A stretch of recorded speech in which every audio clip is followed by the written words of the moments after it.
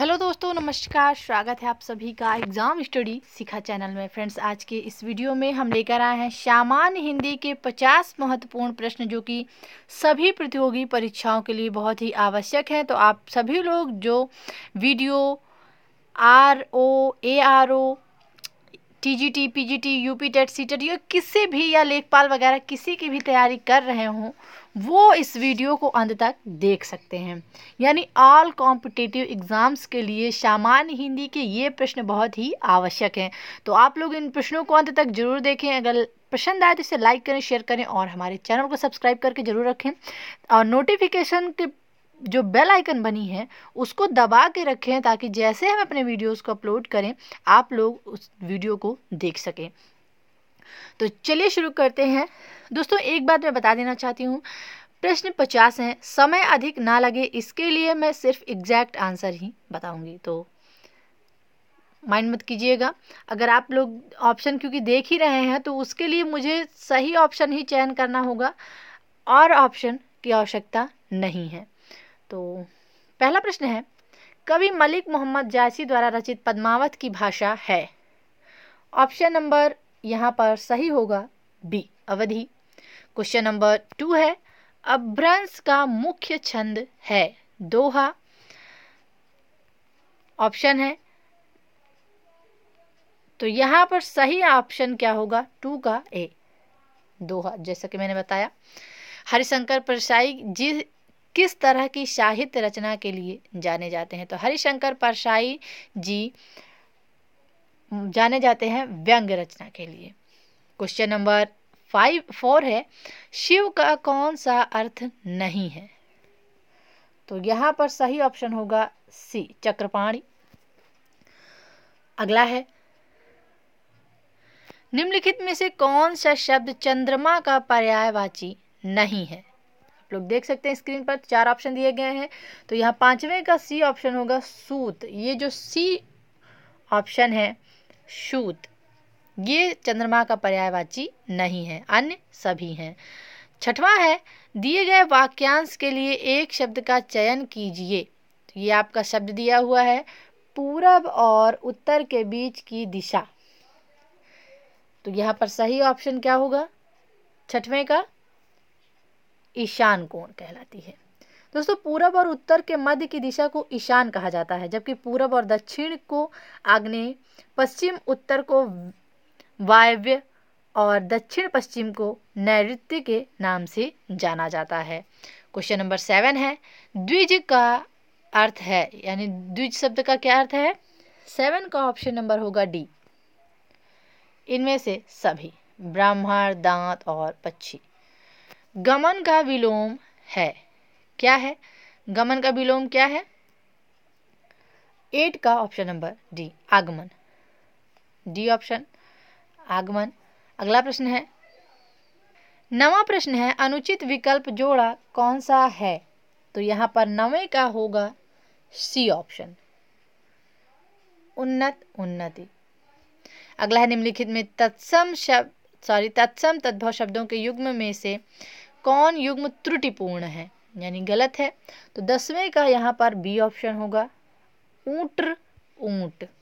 अगला है, 11वां प्रश्न है, प्रत्येक सिखाता है कि आपस में से रहो। दिए गए विकल्पों में से रिक्त स्थानों के लिए सही का चयन करके प्रस्तुत वाक्य पूर्ण कीजिए।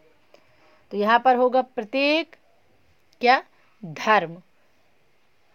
आप लोग वाक्य ऐसे भी बना सकते हैं ना कि देखिए, पहले अगर आप लोग चाहें तो बिना ऑप्शन के भी आंसर देख सकते हैं, लेकिन यहाँ पर जो 11वें का सही ऑप्शन होगा वो ए होगा, यानी प्रत्येक धर्म सिखाता है कि आपस में भाई चारे से रहो। अगला प्रश्न है, कौन सा वाक्य शुद्ध है, तो यहाँ पर 12वें का ऑप्शन नंबर सही होगा दोस्तों बी, यह आंखों देखी घटना है। अगला प्रश्न है, नीचे दिए गए शब्दों में से किसकी वर्तनी शुद्ध है, तो यहाँ पर 13वें का ऑप्शन नंबर ए होगा, द्वारका। अगला है, 14वां प्रश्न है, बरस पड़ना मुहावरे का सही अर्थ है, क्या है, 14वें का ऑप्शन नंबर यहाँ पर ए होगा, अत्यधिक क्रोधित होना। छठी का दूध याद आना का सही अर्थ क्या है? Question number 15 option number A, बुरा हाल होना। अगला है, निम्नलिखित में से कौन सा शब्द सूर्य का पर्यायवाची नहीं है? तो यहाँ पर 16 का ऑप्शन नंबर डी होगा, यामिनी। जो धरती फोड़कर जन्मता है क्या कहलाता है? क्वेश्चन नंबर 17 का ऑप्शन नंबर डी, उद्भिज। आचार का विलोम शब्द है, क्या है? 18वें प्रश्न का अनाचार। नीचे दिए गए तत्सम तद्भव शब्दों के युग्म में से कौन सा युग्म त्रुटिपूर्ण है? तो यहाँ पर 19वें का ऑप्शन होगा बी, दही दही। अपने मुंह मियाँ मिट्ठू मियाँ बनना मुहावरा है, क्या है? 20वें का सी, अपनी प्रशंसा स्वयं करना। 21वां वाक्य, निम्नलिखित वाक्यों में से किसमें प्रेरणार्थक क्रिया का प्रयोग नहीं है? तो यहाँ पर 21वें का ऑप्शन नंबर बी होगा, राम नहीं पढ़ता। अगला प्रश्न है, तव्यत और अनियर प्रत्यय का प्रयोग होता है। 4 ऑप्शन दिए गए हैं, इन चारों में ऑप्शन बी सही होगा, चाहिए के अर्थ में। अगला प्रश्न है, तुमुन प्रत्यय का प्रयोग निम्नलिखित में से किस अर्थ में होता है? 23वें का सी, के लिए। जिस समास के पूर्व एवं उत्तर दोनों ही पद समान रूप से प्रधान हो उसे कहते हैं। 24 ऑप्शन नंबर डी, द्वंद्व समास। अगला है, नील कमल में कौन सा समास है? क्वेश्चन नंबर 25 ऑप्शन नंबर यहाँ पर होगा बी,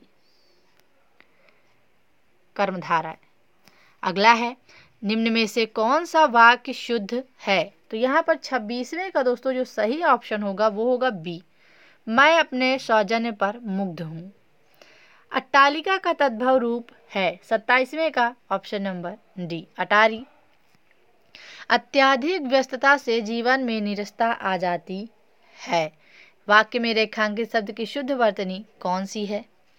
तो यहाँ पर 28वें का ऑप्शन जो होगा वो दोस्तों होगा यहाँ ए, अत्यधिक।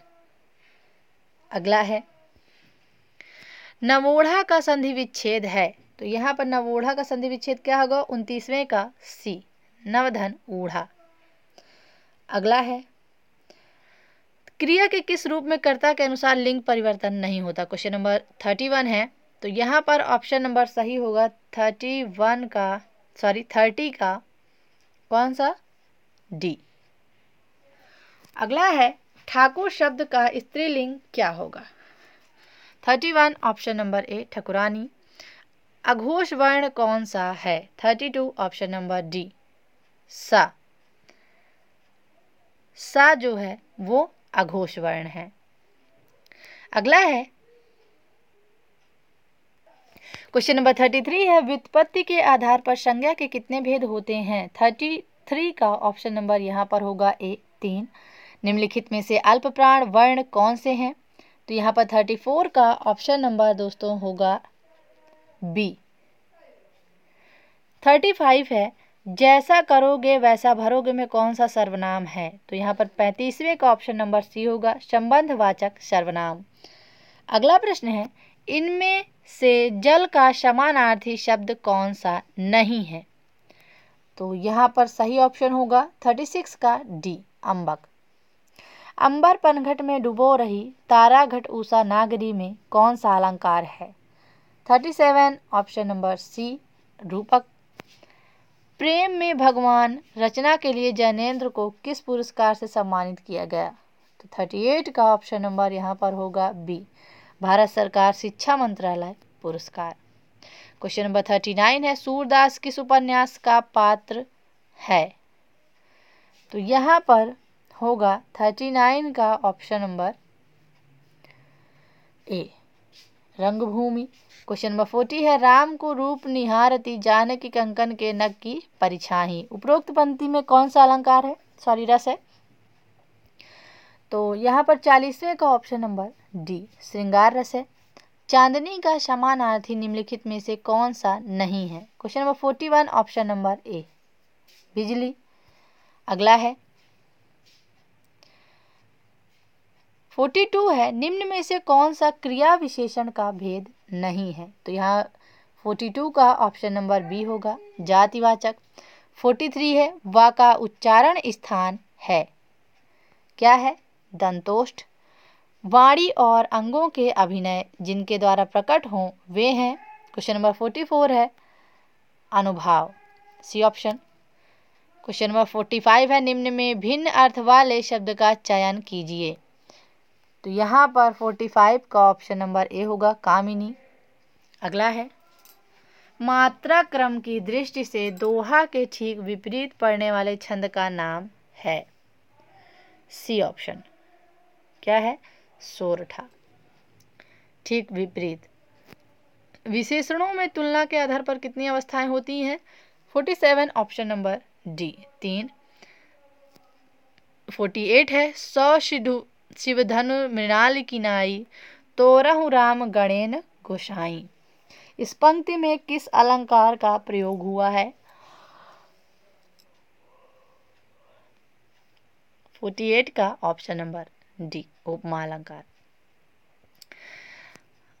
49 है, आज गणित के अध्यापक ने कक्षा नहीं ली, वाक्य में अर्थ के आधार पर वाक्य है। 49 का बी ऑप्शन, निषेधवाचक वाक्य। 50 and last question in this video, निम्नलिखित में मिश्र वाक्यों में से कौन सा विशेषण उपवाक्य है? 50वें का बी ऑप्शन, लखनऊ जो उत्तर प्रदेश की राजधानी है एक ऐतिहासिक नगर है, ये मिश्रित वाक्य है।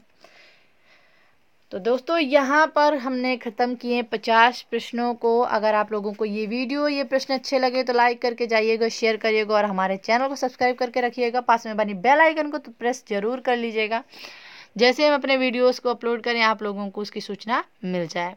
तो चलिए मिलते हैं तब नेक्स्ट वीडियो में, तब तक के लिए धन्यवाद।